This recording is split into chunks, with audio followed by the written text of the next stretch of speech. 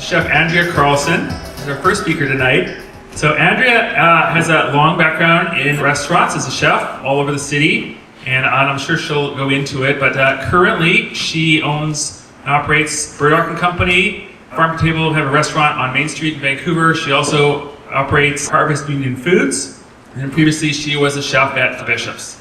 So please join me in welcoming Andrea Carlson.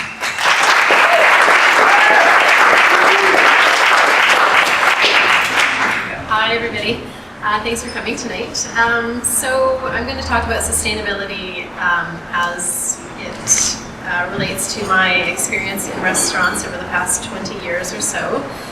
When I first started in restaurants in the early 90s, there really wasn't much of a concern for sustainability. The focus was still on, sort of European cooking traditions, importing the finest product you could from wherever in the world it came from. And there was only one company that I remember at my first job at Starney's restaurant under Chef Adam Busby that was delivering a unique product, and that was the Glorious Garnet and Seasonal Salad Company Limited, which Susan Davison was a part of back then. And they started in 1986 with Celebration Salad Mix, among other things, for Expo, and they were an organic local food company that was growing really exceptional, beautiful produce that got all of the chefs in the city excited.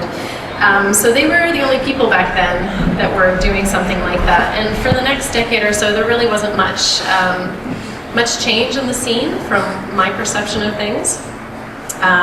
Then coming into the past decade, we've seen a number of changes to Vancouver's opportunity for restaurants to be sustainable. One of the biggest programs that came about was Ocean Wise, created by the Vancouver Aquarium, and that was based on the Monterey Bay Aquarium's model.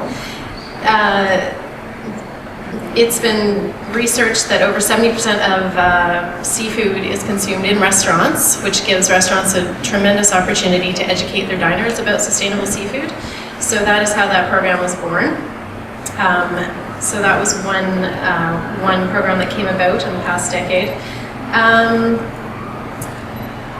Chef's Table Society, a gathering of BC chefs whose mandate is education and sustainability, reaching out to their members in the Vancouver food community and giving them opportunities to connect, to learn about different growers and sustainable options within our realm.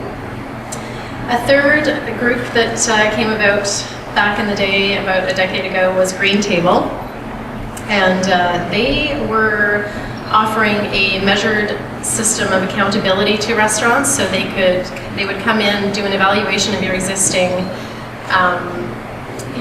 systems, everything from your water usage, your energy usage, and they would offer opportunities and ways that you could improve your business, basically. So everything from composting, increased local food purchasing, waste reduction, and lowering your energy and water consumption. So these were all really significant and measurable ways that restaurants could become more green and more sustainable, and also financially benefit from putting these practices into play. A couple of other things that have been on the go for 5 to 7 years: Project Chef and Growing Chef. These are a couple of grassroots organizations that go into elementary schools using community volunteers as well as chef volunteers as educators to run a program teaching young children about growing food, nutrition, where food comes from, and urban agriculture opportunities as well. So that is another great couple of programs that have come up in the last little while. And in addition, I think one of the biggest changes or movements for Vancouver was the 100-Mile Diet book that James and Alyssa published probably a decade ago. It made a huge impact on the Vancouver local seasonal food consciousness from how I perceive it in a restaurant. People were starting to become more aware of seasonal eating and starting to get out to farmers markets more. Increases in magazines and blogs, things like what Richard is doing, online magazines as well as print magazines like Edible Vancouver, also helping to further stimulate Vancouver's interest in seasonal eating. In the past 5 years, there's been a huge increase in consumer awareness. People are asking to know where the food comes from. It's not just it's not just produce, it's everything from where the meat's being grown, how it's being raised. Many farmers markets are popping up all over the city. In the summertime, there isn't a neighborhood in Vancouver where you can't find a farmers market to get to. And that access has been a huge opportunity for restaurant chefs to get out and get to know the people growing the food and bring in really fresh daily produce to their restaurants. Big growth in urban agriculture. Groups like Soul Food, Inner City Farms, Urban Digs, all of these growers are adding another layer to what Vancouver restaurants are able to access and provide to their customers.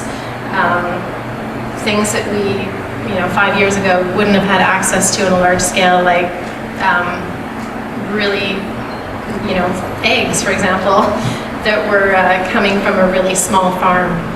These are things that we now have the opportunity to purchase. All of these changes and growth in Vancouver gives our restaurants an opportunity to be more sustainable in their practices. And most fundamental being the building and maintaining of relationships with the people who grow our food. I believe it's the most important component of restaurants contribute to a sustainable local food economy. Thank you.